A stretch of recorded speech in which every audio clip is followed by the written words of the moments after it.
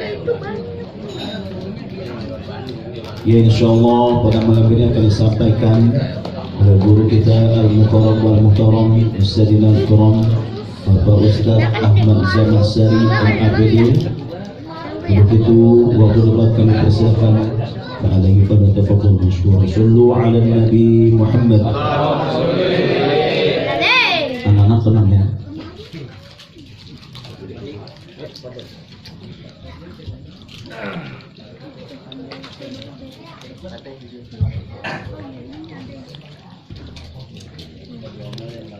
Assalamualaikum warahmatullahi wabarakatuh. Waalaikumsalam warahmatullahi wabarakatuh. Bismillahirrahmanirrahim. Alhamdulillahilladzi ja'alal mauta rahatan lil mu'minin. Wassalatu wassalamu ala sayyidina wa nabiyyina wa maulana Muhammadin wa ala alihi wa ashabihi wa barik ajma'in, amma ba'd. Faqad qala Allah ta'ala fil Qur'anil Karim, a'udzu billahi minasy syaithanir rajim. Bismillahirrahmanirrahim.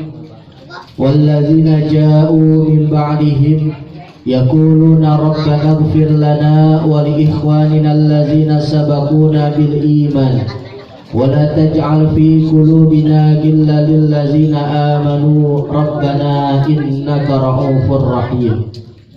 Wa qala aidan fi ayatin ukhra wa idh tala ibrahima rabbuhu bi kalimatin fa atammahun.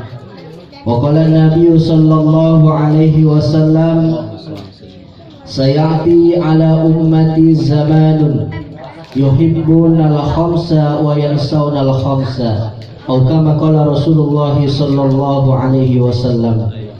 Hadratul mukarramin wal muhtaramin, segenap para alimul ulama, para asatiz, para tokoh masyarakat, para sesepuh, wabil khusus yang sama-sama kita hormati dan muliakan keluarga besar dari almarhum Bapak Haji Tabri, dan juga yang sama-sama kita hormati dan muliakan keluarga besar dari Bapak Arifin dan Ibu Mayang Sari, segenap para guru-guru kita, diantaranya Al-Mukarram Bapak Ustadz Mahdi, Akhinal Mahbub Al-Ustadz Wahyudin SPDI, Bapak RW kita Al-Mukarram Bapak Hadi Santoso, Bapak RT kita Bapak Mustafa, Ketua DKM Mushola Al-Hidayah Bapak Haji Maman Budiman, sesepuh kita, orang tua kita Bapak Misar, dan para bapak-bapak sekalian, Bapak Muhsin, dan para tetangga, para undangan yang mudah-mudahan kita bersama dimuliakan Allah Subhanahu wa ta'ala. Alhamdulillah wa syukurillah, pada malam hari ini dengan izin Allah Subhanahu wa ta'ala kita masih sama-sama diberikan nikmat iman, Islam, sekaligus nikmat sehat wal afiat oleh Allah Subhanahu wa ta'ala, sehingga pada malam hari ini kita dapat memenuhi undangan Shahibul Bait, yang mana Shahibul Bait mengundang kita pada malam hari ini dengan tujuan yang pertama, menyampaikan tahun, atau dinamakan dalam bahasa Arab haul yang keempat dari orang tua kita, dari tetangga kita, dari saudara kita yang bernama almarhum Bapak Haji Nabri, Bapak Haji Tabrih bin Asar, yang pada malam hari ini menyampaikan tahun yang keempat. Mudah-mudahan Allah Subhanahu wa ta'ala ampuni segala dosanya, diterima segala amal ibadahnya, dan dijadikan kuburnya Rabbah Miryadil Jannah. Yang kedua, Sahibul Hajat nitip doa juga kepada kita esok hari ya Bang ya, yang insya Allah akan nyunatin anaknya yang bernama MDev Kana Ilham. Namanya orang India Bang. Dulu lagi bunting ngidam India, kecil-kecil katanya deh. Iya, MDev Kana Ilham. Mudah-mudahan Allah Subhanahu wa ta'ala berikan keberkahan, Allah Subhanahu wa ta'ala berikan kesehatan, Allah Subhanahu wa taala jadikan anak yang soleh, anak yang berbakti kepada orang tua, berguna untuk agama, nusa dan bangsa, dan juga anak yang dapat mengangkat harkat martabat orang tua. Dan juga anak-anak kita semua juga mudah-mudahan Allah berikan keberkahan baik di dunia maupun di akhirat. Amin. Amin ya rabbal alamin. Para bapak hadirin saudara yang dimuliakan Allah Subhanahu wa taala. Dalam mukadimah tadi saya mengutip pendapat daripada Syekh Al-Imam Nawawi dalam kitab Nasaihul Ibad. Beliau mengutip sebuah hadis dari baginda Rasulullah sallallahu alaihi wasallam. Kata Nabi, "Sayati ala ummati zamanun yuhibbunal khamsa wa yansawunal khamsa." Kata Rasulullah sallallahu alaihi wasallam, nanti akan ada di tengah-tengah umatku suatu masa di mana mereka cinta 5 hal namun lupa kepada 5 hal. Apa kata Nabi? Yang pertama adalah yuhibbuna dunya wa yansawnal akhirah. Ini kondisi kita umat Rasulullah di akhir zaman. Banyak di antara kita cinta kepada dunia, lupa sama akhirat. Setiap hari kita kerja, setiap hari kita beraktivitas. Sholat kadang-kadang lalai, sholat kadang-kadang kita tinggalkan. Jangan kita anggap sholat itu beban. Pada hakikatnya sholatlah yang dapat meringankan beban kita. Tapi kenyataannya di akhir zaman justru orang sekarang mengejar yang namanya kehidupan dunia, lupa sama akhirat. Tuh salah satunya tuh, sholat dia tinggalkan, majlis taklim dia masa bodoh. Ya, ini kalau kayak gini rame nih, lebih dari 40 orang coba ngaji. Dia lagi orangnya. Ya, ngaji mah mau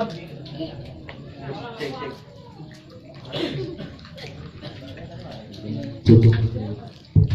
Tanda itu tanda. Iya.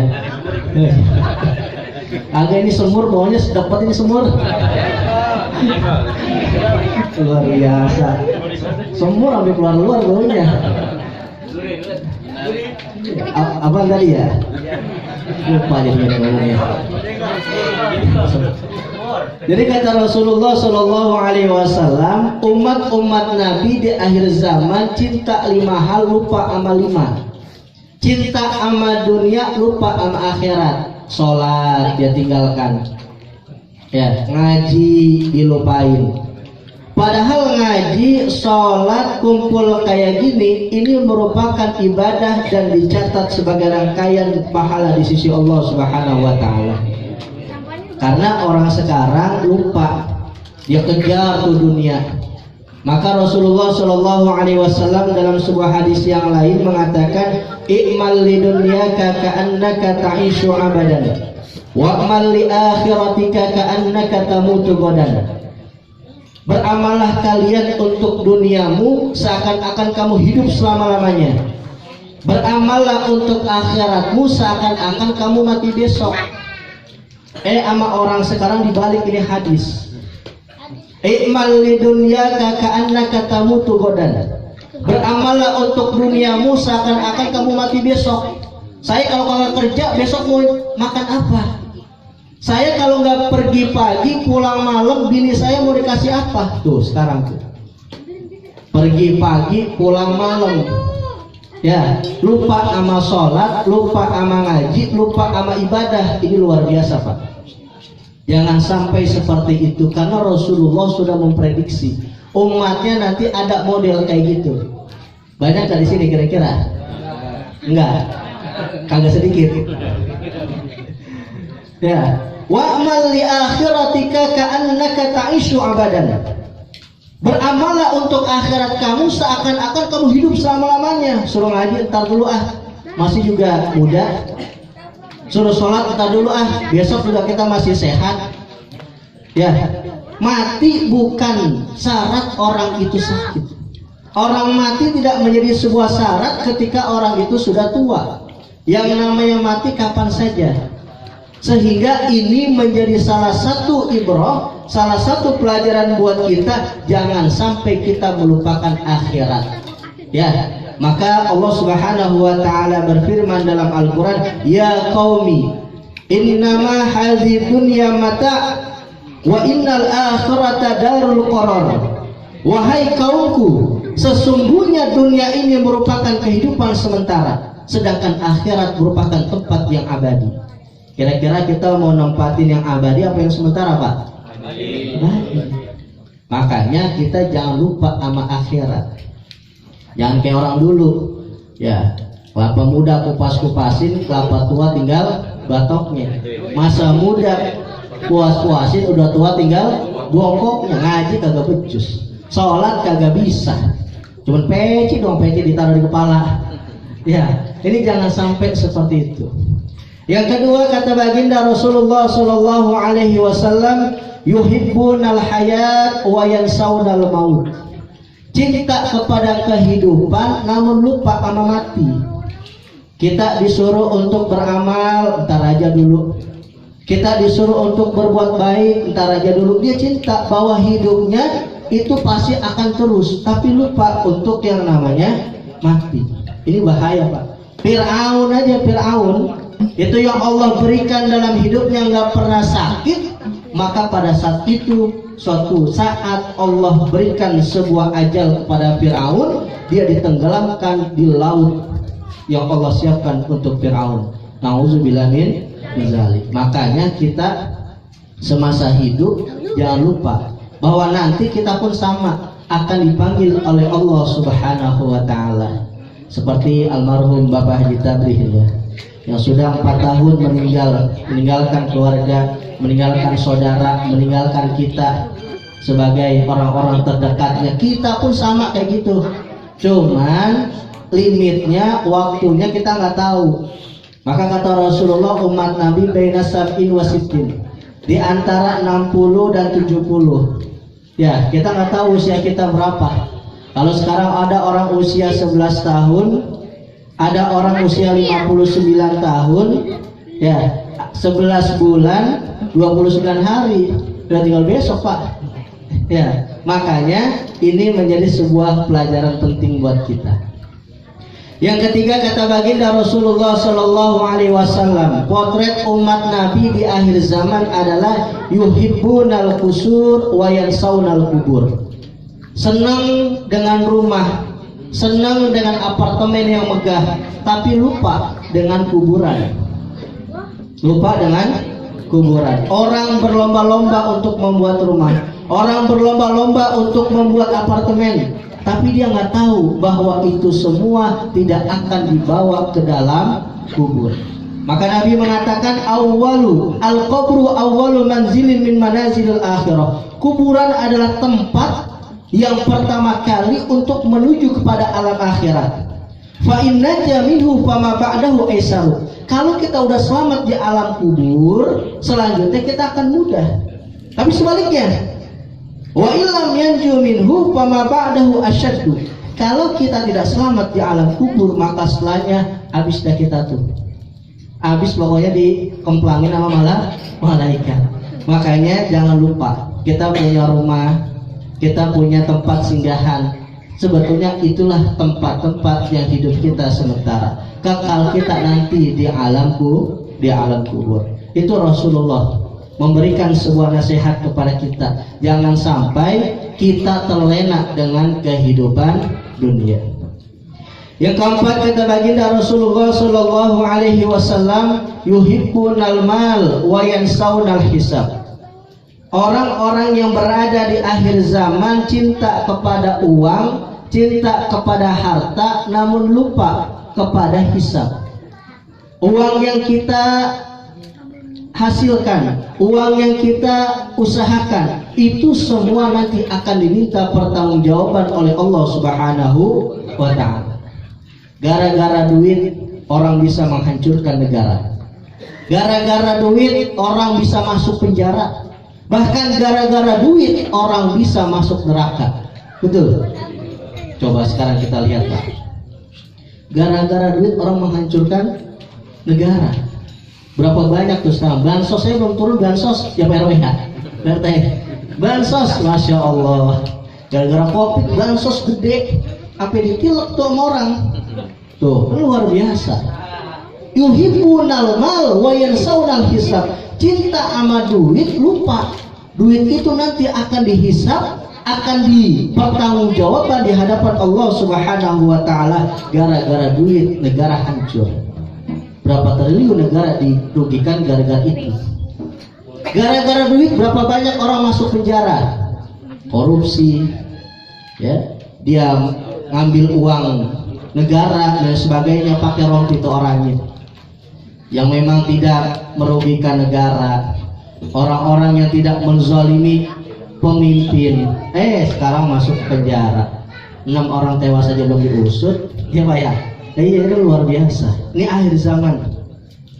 Cinta kepada uang, cinta kepada harta, namun lupa semua itu akan diminta pertanggungjawaban di hadapan Allah Subhanahu wa taala. Maka nanti kata Rasulullah, ketika kita berada di alam akhirat, la tazulu qadama 'abdin yaumal qiyamah hatta yus'ala an arba'in.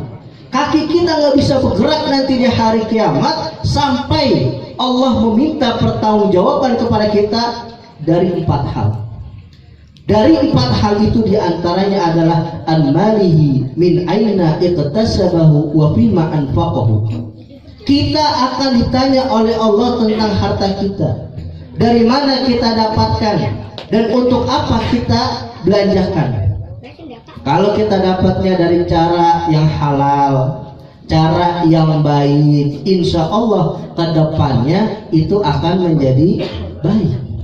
Tapi kalau kita hasil korupsi, hasil nipu orang, hasil judi, ini nih yang bisa menyeretkan kita ke dalam api neraka Allah Subhanahu wa taala. Nauzubillah min zalik. Maka hati-hati. Ya, hati-hati, harta itu bisa menyeret kita, bisa memasukkan kita baik ke surga atau ke neraka Allah Subhanahu wa taala. Wa'lamu innama amwalukum wa auladukum fitnah. Anak nih tadi nih, Bang Arifin alhamdulillah malam hari ini. Ya, beliau besok mau untuk disunat. Bukan Bang Arifinnya, anaknya maksudnya. Ya, anaknya besok mau disunat. Ya, ini salah satu ujian yang Allah berikan. Bisa nggak orang tua itu untuk mendidik anak yang soleh dan soleh? Makanya ya, salah satu mursyiduna Al-Habib Muhammad Lutfi bin Yahya Pekalongan pernah mengatakan dalam sebuah tulisannya, kalau kita menjadi seorang bapak, sudah menjadi bapak, contohkan untuk cinta kepada ulama, cinta kepada tokoh agama, cinta kepada asatiz.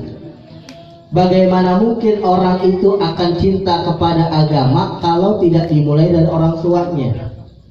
Kalau orang tuanya udah rajin sholat, orang tuanya udah rajin untuk melangkahkan kedua kakinya ke majelis taklim, tahun ke depan bisa jadi anaknya pun akan mengikuti sepak terjang orang tua. Tapi kalau bapaknya nggak pernah sholat, ngaji kagak, ibadah juga kagak, jangan harap anaknya akan menjadi orang yang baik. Ini dimulai dari itu. Kalau kita sudah menjadi orang tua, contohkan hal-hal yang baik, insya Allah nanti anak kita juga akan mengikuti. Para hadirin jamaah yang dimuliakan Allah Subhanahu wa taala. Selanjutnya kata Nabi kita Muhammad sallallahu alaihi wasallam, yuhibbunal khalqa wa yansawnal khaliq. Potret umat Nabi kita Muhammad sallallahu alaihi wasallam di akhir zaman adalah cinta kepada makhluk, lupa kepada sang khaliq. Kita cinta kepada jabatan, kita cinta kepada pangkat, kita cinta kepada harta, namun lupa bahwa semua itu ada yang menciptakan, yakni Allah Subhanahu wa taala. Coba sekarang hukum di negara kita, ya, tajam kemana? Tajam ke bawah, tumpul ke atas. Kenapa? Cinta kepada makhluk. Saya kalau misalnya ya'muruna bil adl, innallaha ya'muru bil adli wal ihsan, ini berapa? Kenapa demikian? Kalau dia menghukumkan segala sesuatu dengan adil dan ihsan, maka jabatannya dicopot, pangkatnya dihilangkan, orang itu diganti, bahkan kadang-kadang cuma ada nama doang, nggak tahu kemana. Ya, ini kenapa demikian tadi? Karena yuhibbunal khalqa wa yansawnal khaliq. Cinta kepada makhluk, cinta kepada jabatan, cinta kepada kedudukan, namun lupa kepada Allah Subhanahu wa ta'ala. Nah ini makna haul. Jangan sampai karena kita ini pun akan seperti almarhum, Allah Subhanahu wa ta'ala akan panggil kita. Jangan sampai kita lalai dalam menjalani kehidupan kita di dunia. Maka Nabi mengatakan al-kayyis mandana nafsahu wa amila lima ba'dal maut. Orang-orang yang pintar, orang-orang yang cerdas adalah orang-orang yang mempersiapkan amalnya setelah kematian. Karena orang-orang mati pengen hidup, Pak. Pengen apa? Pengen hidup, pengen ibadah kepada Allah Subhanahu wa ta'ala, bahkan pengen untuk sedekah yang banyak di dunia. Makanya kita orang yang masih diberikan sehat, masih panjang umur, jangan sampai kita sia-siakan waktu kita berada di dunia. Para hadirin jamaah yang dimuliakan Allah Subhanahu wa ta'ala. Yang kedua, masalah hitam. Barangkali ini hitam sudah masyhur di kalangan kita, di mana hitam atau sunat dalam bahasa kita merupakan hal yang wajib ataupun kewajiban dari orang tua. Ya, khitan ini kewajiban orang tua dalam rangka apa? Dalam rangka mendidik atau memberikan sebuah arahan kepada anak agar anak itu menjadi anak yang soleh. Anak merupakan sebuah karunia yang besar dari Allah Subhanahu wa ta'ala, investasi yang sangat besar. Kalau anak itu benar, anak itu soleh, orang tua ke bawah, Pak. Ya, orang tua ke bawah. Tapi sebaliknya, anak itu justru agak baik, dia toleh, suka melakukan kemunkaran, suka melakukan fahsya, maka orang tua juga ke bawah-bawah. Bisa jadi anak itu menjadi investasi terbesar, bisa jadi sebaliknya. Kita berharap anak-anak kita menjadi ladang pahala kita nanti ketika kita berada di alam akhirat. Amin ya rabbal alamin. Salah satu upaya dan usaha kita dalam mendidik anak supaya menjadi anak yang soleh dengan cara dihitan. Kok bisa dihitan jadi anak soleh? Bisa. Dengan adanya dihitan, orang tua ngundang kita, ngundang masyarakat, ngundang tetangga untuk doain. Salah satu anak itu bisa soleh karena faktor doa. Kalau misalnya anak itu soleh, nanti akan ingat sama orang tua nih kayak gini nih. Orang tua dihaulin, ya. Orang tua dibacakan doa. Orang yang sudah meninggal, orang yang sudah tiada, ini kata Rasulullah, mal maitu fi qabrihi illa kal ghariqil mughawis. Di dalam mayit di alam kubur, melainkan seperti orang yang sedang meminta pertolongan. Yantaziru da'watan min akhihi. Dia menunggu doa dari kita, saudaranya, dari anaknya, dari tetangganya, dan dari semua orang. Itu buat orang-orang yang meninggal. Makanya kalau anak soleh, pasti dia akan mengadakan haul, pasti dia akan mengadakan doa. Apa sih bedanya orang mati sama orang hidup, Pak? Orang mati menunggu doa, menunggu ditahlilin. Orang hidup menunggu undangan tahlil. Ya, kalau usah tahlil begitu emangnya. Mau besok ada yang meninggal nih, ya ada yang undang apa kagak gitu. Orang yang meninggal itu nunggu ditahlilin, nunggu kiriman doa. Dari siapa? Dari kita, dari anaknya, dari saudaranya, dari para guru. Doa-doa yang kita panjatkan itu untuk almarhum. Kenapa demikian? Itu dari anak yang soleh. Itu dari anak yang soleh. Makanya anak yang soleh ini salah satunya adalah dengan cara mendoakan seperti ini. Di sebelah rumah saya itu, Pak, kemarin ada orang meninggal. Dia udah mesen lagi sakit beberapa bulan yang lalu. Nanti kalau bapak kagak ada, jangan ditahlilin, jangan didoain. Ya, enggak lama dia meninggal. Ya, udah belum lama dia meninggal. Pesannya begitu. Kalau udah mati jangan ditahlilin, jangan didoain, bahkan jangan dihaulin. Gitu. Lah bocah, anak yang kagak belajar agama, belajarnya sama orang sono-sono mulu. Akhirnya gitu, meninggal, lalu di kuburan juga kagak baca talqin, enggak dibaca yasin, bahkan enggak ditahlilin. Udah tuh kayak orang bubur bangke. Tuh. Kenapa demikian? Tadi karena jauh dari agama, jauh dari pemahaman Islam yang hakikat. Makanya salah satu kita mendidik anak, salah satu adalah doa. Doa ini apa? Untuk supaya anak ini paham tentang agama. Dengan agama kita bisa mengenal Tuhan kita Allah Subhanahu wa taala. Dengan agama kita bisa mengenal siapa Nabi kita Muhammad sallallahu alaihi wasallam. Dengan agama kita bisa mendidik anak kita menjadi anak yang soleh dan solehah. Kalau tidak ada agama tadi tuh kayak gitu tuh. Orang meninggal maksudnya begitu. Orang meninggal maksudnya kayak gitu. Kalau saya meninggal jangan ditahlilin, jangan didoain, gitu. Di sebelah sana ada lagi pak, pesan juga.